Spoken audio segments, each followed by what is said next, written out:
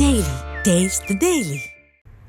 மல்லேசியாவிற்கு ஆதரவாக மதிமுகவிலிருந்து விலகுவதாக கூறி காஞ்சிபுரத்தில் முக்கிய நிர்வாகிகள் தங்களது காரில் இருந்து கொடிகளையும் கட்சி துண்டுகளையும் கழட்டி வைத்து எதிர்ப்பு தெரிவித்து வருகின்றனர். இதுகுறித்து கூடுதல் விவரங்களோடு இணைகிறார் எமது செய்தியாளர் துரை வெங்கடேசன். விவரங்களை வழங்கலாம்.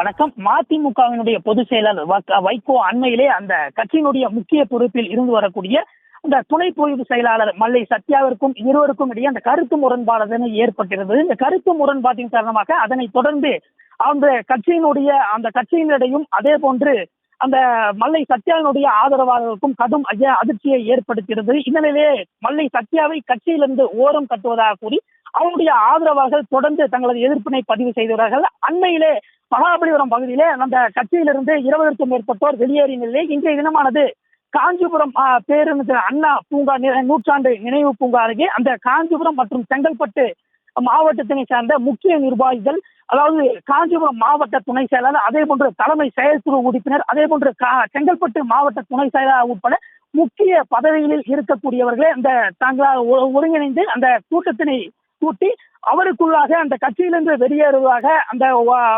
முடிவெடுக்கப்பட்டு தற்போது அந்த கார்களில் இருந்து அந்த கொடிகளும் அகற்றப்பட்டு அதே போன்று அந்த கழக உறுப்பினர்களை அதே போன்று கட்சியினுடைய மூவர்ண துண்டு உள்ளிட்டவர்களும் தற்போது தூக்கி வீசி தங்களது எதிர்ப்பை பதிவு செய்து கட்சியிலிருந்து விலகுவதாக தற்போது அறிவித்திருக்கிறார்கள்.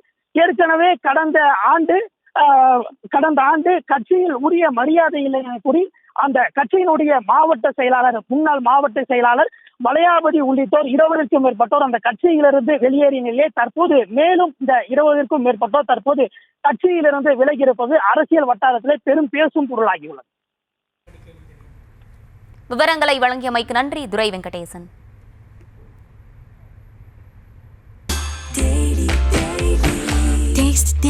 Taste the Daily.